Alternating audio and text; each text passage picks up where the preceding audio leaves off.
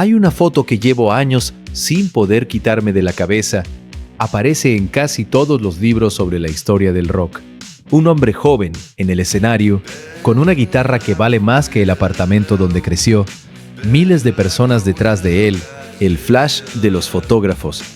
Todo lo que el mundo llama éxito concentrado en un solo instante. Y si supieras lo que ocurrió 3 semanas después de que se tomara esa foto, no podrías mirarla de la misma manera. El rock tiene esa capacidad, la de mostrar a alguien en su cima exactamente cuando ya ha comenzado a caer.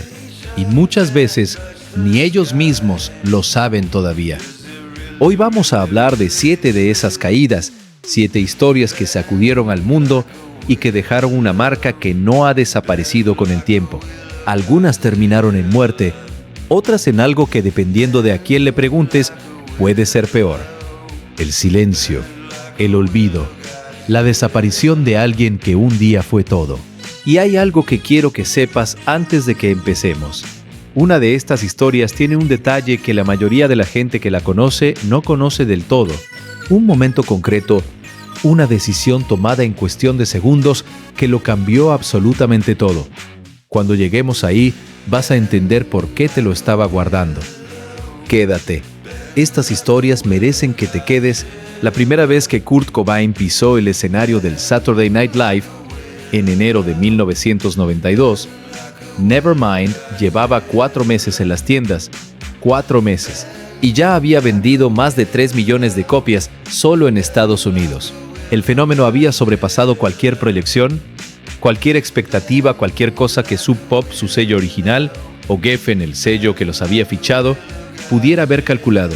Kurt tenía 24 años y llevaba semanas diciéndole a quien quisiera escucharle que algo iba muy mal. El problema con Kurt Cobain es que la gente tendía a interpretar sus quejas como parte de la pose. El rock alternativo de principios de los 90 tenía esa estética de rechazo, esa actitud de desinterés por el éxito que paradójicamente era uno de sus rasgos más comercializables. Así que cuando Kurt decía que no quería ser famoso, mucha gente sonreía y pensaba que era parte del personaje. No lo era. Kurt había crecido en Aberdeen, Washington, una ciudad pequeña, gris, donde la industria maderera había sostenido a la clase trabajadora durante décadas antes de que la automatización y la crisis empezaran a vaciar los empleos. Sus padres se divorciaron cuando tenían 9 años. Pasó los años siguientes moviéndose entre casas de familiares, durmiendo en sofás, desarrollando esa sensación de no pertenecer del todo a ningún sitio que después iba a atravesar todas sus letras. Empezó a tocar la guitarra a los 14 años, formó Nirvana a los 20 y grabó Nevermind con una urgencia, con una rabia acumulada durante años, que el productor Butch Vig capturó en un sonido que combinaba la melodía pop más pegadiza con la distorsión más cruda. Smells Like Teen Spirit no pretendía ser el himno de una generación. Kurt la escribió como una broma sobre el consumismo juvenil. El título era una frase que le habían garabateado en una pared refiriéndose a una marca de desodorante, y se convirtió en la canción más importante del rock de los 90. Esa distancia entre lo que él pretendía y lo que el mundo hizo con ello fue creciendo hasta que resultó imposible de sostener. En 1993, Inútero, su tercer álbum, fue un intento de Kurt de destruir deliberadamente lo que Nevermind había construido. Quería un disco que sonara feo, que rechazara al público de MTV, que forzara a la gente a decidir si estaba ahí por la música o por la imagen. Fichó a Steve Albini, el productor más conocido por hacer discos que suenan exactamente como el sonido de una banda tocando en una habitación sin trampa, y grabó algo que a Geffen Records le costó varios meses de negociaciones aceptar que era el producto final. Inútero llegó al número 1 en Estados Unidos y en el Reino Unido la primera semana. El plan no funcionó. O funcionó demasiado bien, dependiendo de cómo se mire, porque demostró que el público de Nirvana ya no era el público que Kurt había querido tener. Era mucho más grande. Y era un público que iba a seguirlo a cualquier sitio, incluso a un disco que él había diseñado para espantarlo. La última actuación pública de Kurt Cobain fue en Múnich el 1 de marzo de 1994. Tenía la voz tan dañada que apenas podía cantar. 2 días después, en Roma, su prometida Courtney Love lo encontró inconsciente en su habitación de hotel. Había mezclado champán con rohypnol, una cantidad que los médicos describieron como suficiente para matar a varios hombres. Sobrevivió. Courtney y el equipo lo llamaron accidente. Kurt lo llamó de otra manera en una nota que encontraron más tarde. El 5 de abril de 1994, un electricista que había ido a instalar un sistema de alarma en su casa de Seattle encontró su cuerpo. Tenía 27 años. La nota que dejó citaba a Neil Young, la misma línea que Young había escrito como reflexión sobre el envejecimiento y que Kurt usó para justificar lo contrario: "Better to burn out than to fade away". Mejor quemarse que apagarse poco a poco.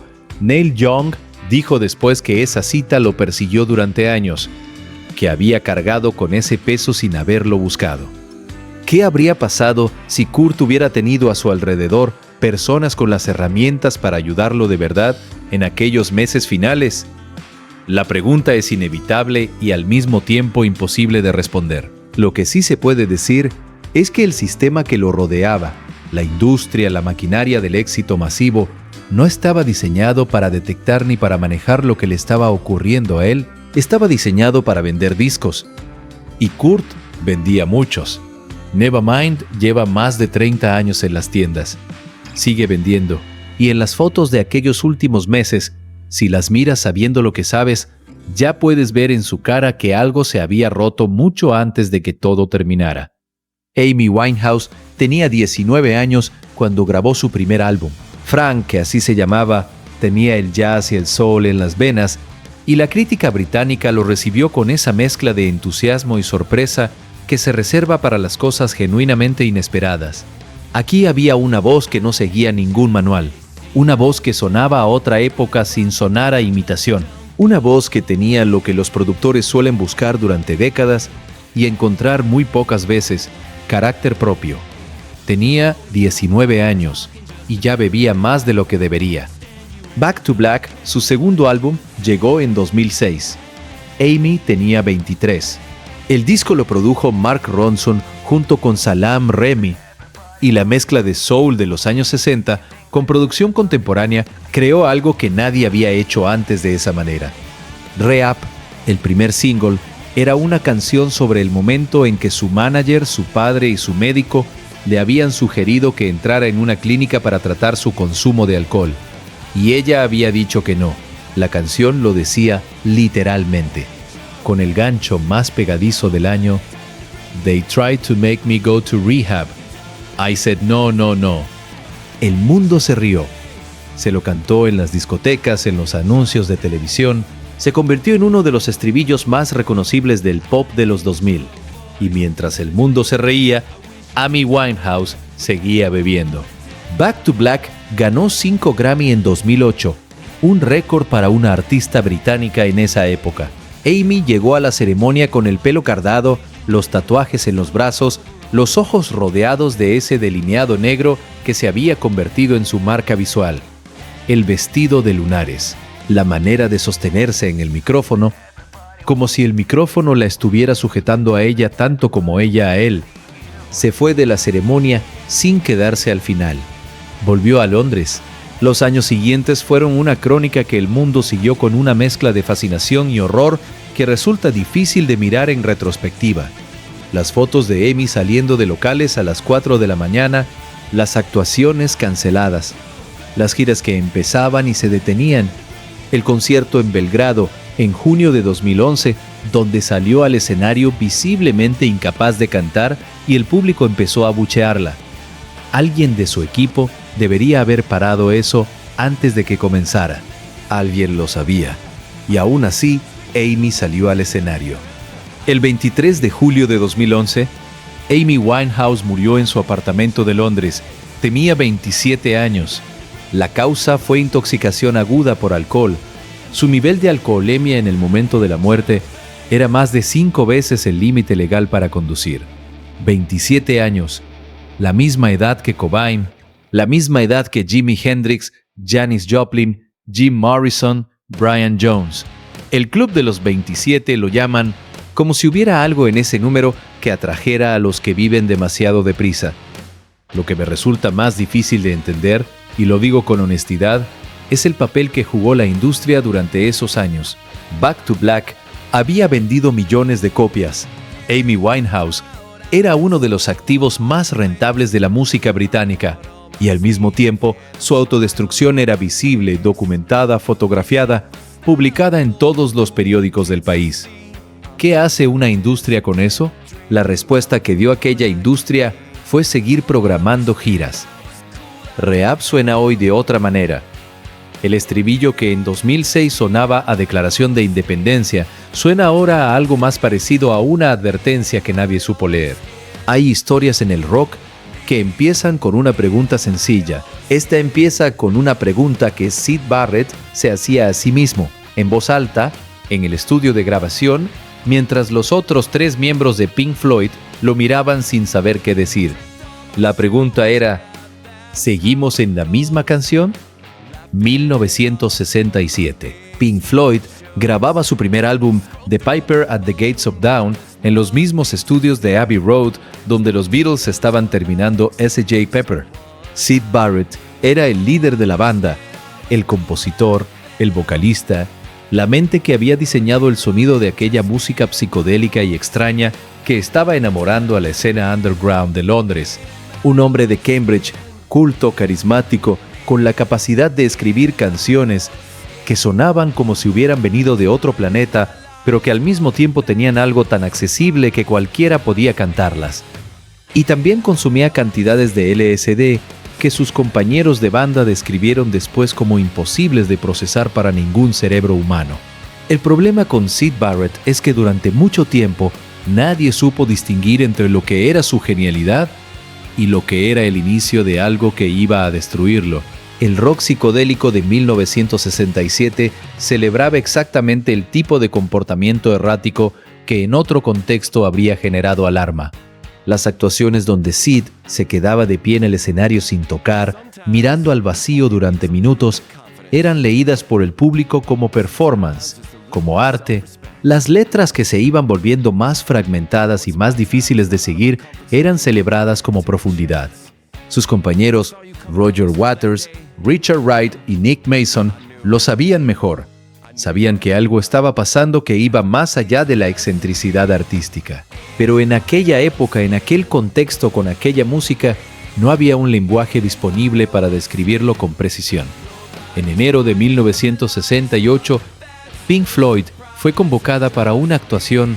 La banda estaba en el coche de camino al escenario y tomaron una decisión que Roger Waters ha descrito en entrevistas posteriores como la más difícil de su vida. Alguien preguntó: ¿recogemos a Syd?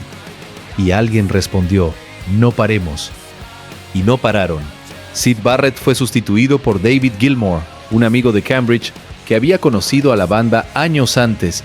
Pink Floyd continuó y se convirtió en una de las bandas más grandes de la historia.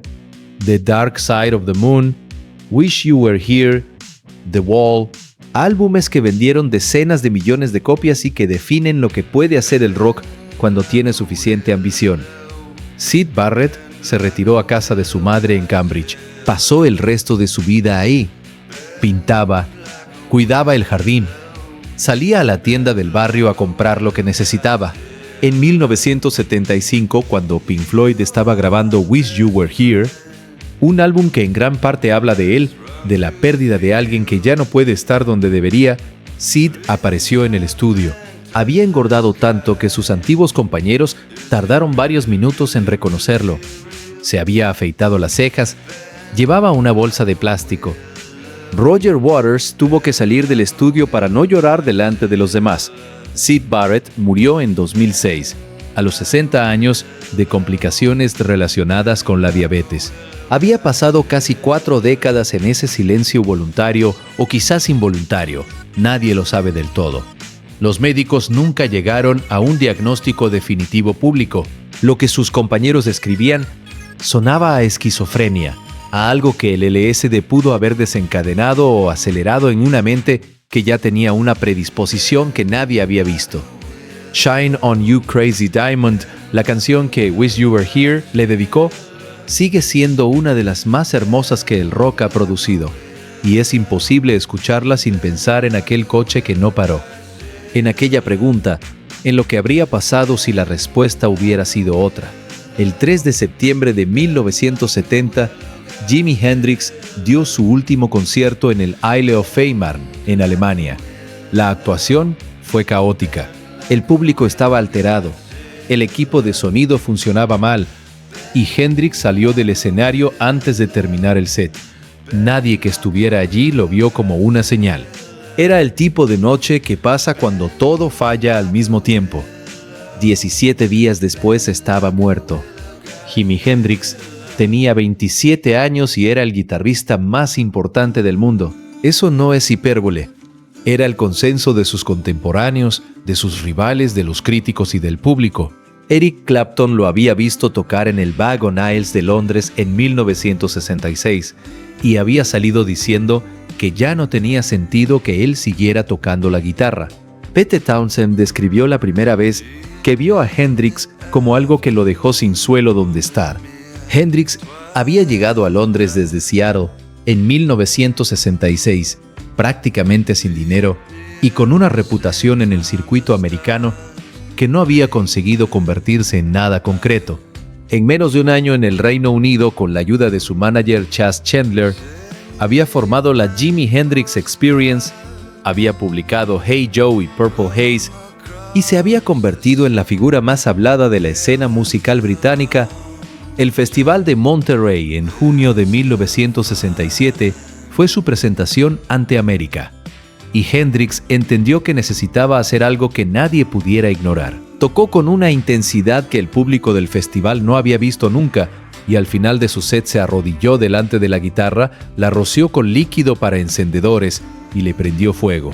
Mientras ardía, la agitó sobre su cabeza como si fuera una ofrenda.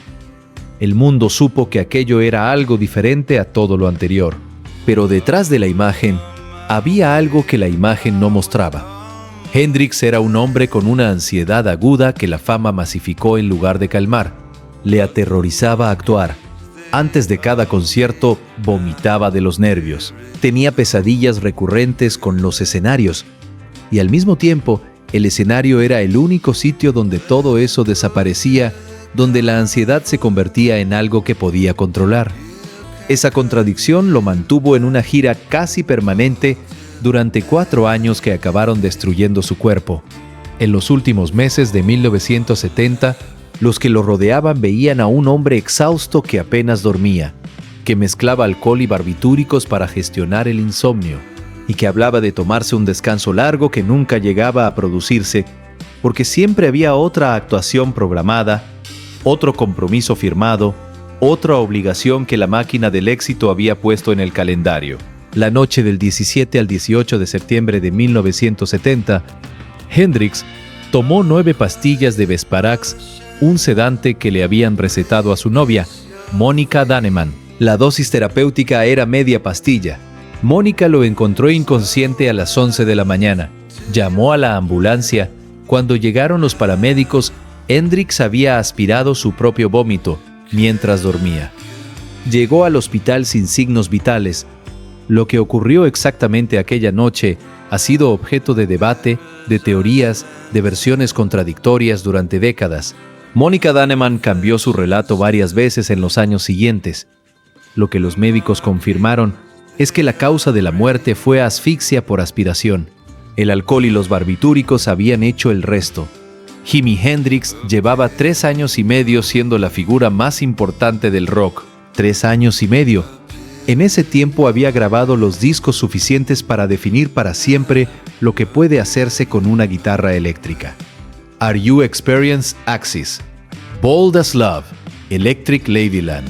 Y había muerto a 27 años en un apartamento de Londres sin que ninguno de los miles de compromisos que tenía pendientes hubiera podido protegerlo de aquella noche.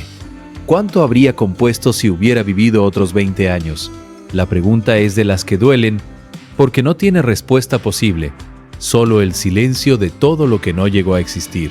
La historia de Ian Curtis empieza en un garaje de Macclesfield, una ciudad al sur de Manchester, donde 4 jóvenes intentaban hacer algo con el punk que ya estaba muriendo antes de que ellos terminaran de aprenderlo. Joy Division, 1977. Bernard Sumner, Peter Hook, Stephen Morris e Ian Curtis. Ninguno de ellos sabía tocar demasiado bien cuando empezaron. Lo que tenían era algo más difícil de definir: una atmósfera, una sensación. Música que sonaba como el interior de una cabeza que no puede apagarse. Ian Curtis escribía las letras, y las letras de Ian Curtis eran distintas a todo lo que se estaba escribiendo en el punk de aquellos años. Donde el punk gritaba rabia, Curtis escribía sobre algo más interior, más oscuro, más difícil de localizar. Escribía sobre disociación, sobre la sensación de observarse a uno mismo desde fuera, sobre el deseo de desaparecer que coexiste con el miedo a desaparecer. Temas que en 1977 no tenían un lenguaje clínico accesible para la mayoría de la gente, pero que cualquiera que los hubiera sentido reconocía al instante. Unknown Pleasures, publicado en 1979, fue uno de esos discos que cambian las coordenadas de lo que el rock puede hacer.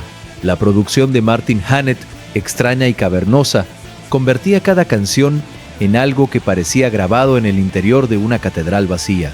Y la portada, esas líneas que representan la señal de radio de un pulsar, diseñada por Peter Saville, se convirtió en una de las imágenes más reconocidas de toda la historia del rock.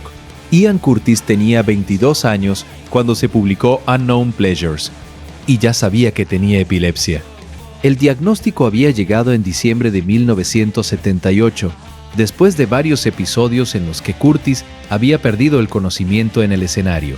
Al principio habían sido leídos por el público como parte de la performance. Curtis bailaba de una manera que era completamente suya, con movimientos convulsivos que anticipaban el tipo de danza que años después, con otros nombres, sería commonplace en ciertos géneros, pero lo que el público veía como arte, en algunos casos, era el cuerpo de un hombre que se estaba desmayando. La epilepsia de Curtis era sensible a las luces estroboscópicas, y las luces estroboscópicas eran parte habitual de los conciertos de Joy Division. El médico que lo trató le recomendó que dejara de actuar. Curtis siguió actuando. Los medicamentos que tomaba para controlar las convulsiones tenían efectos secundarios que incluían depresión severa. Y Curtis ya tenía una tendencia a la depresión que los medicamentos amplificaron. Al mismo tiempo, su matrimonio se estaba rompiendo. Tenía una hija pequeña, había conocido a otra mujer en Bélgica, Annie Connoré, y la relación entre las dos vidas que intentaba sostener simultáneamente lo estaba destruyendo desde dentro. Closer, el segundo álbum de Joy Division, se grabó a principios de 1980. Y si escuchas ese álbum sabiendo lo que estaba ocurriendo en la vida de Curtis mientras lo grababa, el peso de lo que dicen las canciones resulta muy difícil de sostener. Son letras sobre agotamiento total, sobre alguien que ya no sabe cómo seguir moviéndose. La gira americana de Joy Division estaba programada para comenzar el 19 de mayo de 1980. La noche del 17 al 18 de mayo, Ian Curtis se quedó solo en su casa de Macclesfield. Escuchó el álbum The Idiot de Iggy Pop. Vio la película Estrosek de Werner Herzog, una historia sobre un hombre que no puede encajar en el mundo. Y se colgó en la cocina de su casa. Tenía 23 años. Closer se publicó 2 meses después de su muerte. La canción que lo cierra se llama Decades, y sus últimos versos hablan de gente que ha perdido algo que no puede recuperar. Los otros 3 miembros de Joy Division continuaron como New Order y construyeron una carrera enorme, influyente, que conectó el post-punk con la música de baile electrónica y que llegó a públicos que Joy Division nunca habría alcanzado. Pero cada vez que Peter Hook habla de Ian Curtis en entrevistas, hay algo en su voz que no ha cambiado en 40 años. La sensación de alguien que sabe que no pudo hacer algo que quizás habría podido hacer, que habría podido llamar una vez más, preguntar una vez más, quedarse aquella noche en lugar de irse. Esa carga, la de los que se quedan, es también parte de esta historia. Freddie Mercury supo que tenía el VIH en 1987 y no se lo dijo a casi nadie durante 4 años. Hay que entender lo que eso significaba en 1987.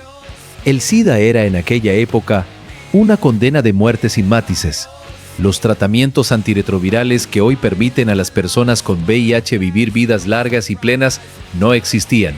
El SIDA era una enfermedad nueva, poco comprendida, rodeada de un estigma brutal que convertía el diagnóstico en algo que muchos preferían ocultar antes que enfrentarse a las consecuencias de hacerlo público. Freddie Mercury era el vocalista de Queen, una de las bandas más grandes del planeta, y era un hombre gay en una época en que ser gay en el mundo del rock mainstream era algo que se gestionaba con silencio y con ambigüedad calculada. Siguió grabando The Miracle de 1989, Innuendo de 1991. Freddie Mercury siguió yendo al estudio, siguió grabando vocales, siguió siendo Freddie Mercury delante del micrófono mientras su cuerpo se deterioraba a una velocidad que sus compañeros de banda veían pero sobre la que acordaron en silencio no hablar mientras él no quisiera hacerlo. Brian May contó años después que había momentos en el estudio en que Freddie llegaba con las manos tan dañadas por la enfermedad que apenas podía sostener el vaso de vodka que siempre tenía cerca.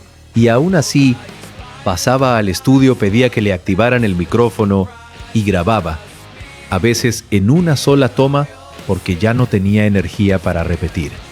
The Show Must Go On, la última canción que grabó para Innuendo, tiene una historia que en la industria musical se cuenta con una mezcla de admiración y de algo que no es exactamente tristeza, sino algo más difícil de nombrar. Brian May dudaba de que Freddie pudiera cantar ese tema. La letra habla de seguir adelante cuando ya no queda casi nada para seguir. Y cuando May le preguntó si podía hacerlo, Freddie se tomó de un trago lo que quedaba en su vaso, entró al estudio y lo grabó casi perfecto en la primera toma. Casi perfecto. Esa es la palabra que usó May en la entrevista.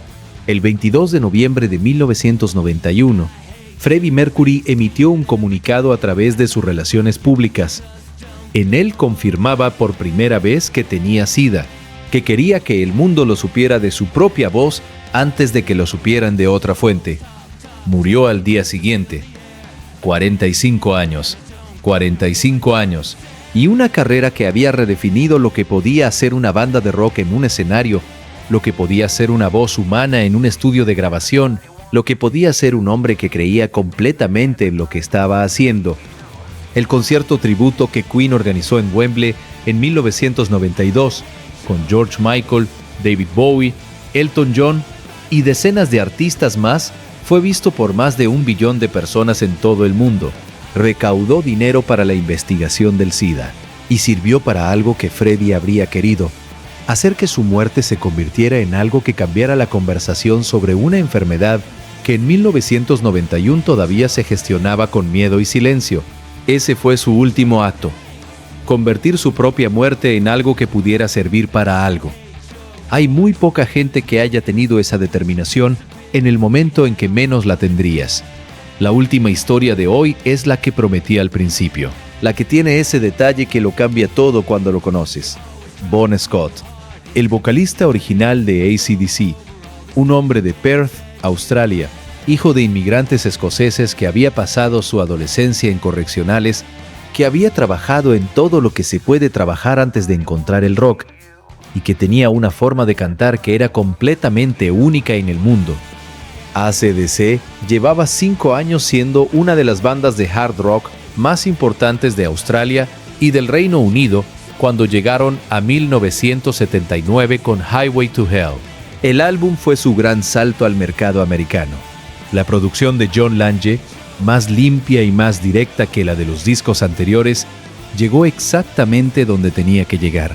A las radios americanas que hasta entonces habían mirado a AC/DC como demasiado rugosos para su formato, Bon Scott tenía 33 años y tenía fama de ser, en sus propias palabras y en las de todos los que lo conocían, alguien que vivía exactamente como cantaba las fiestas que empezaban después del concierto y terminaban 2 días después.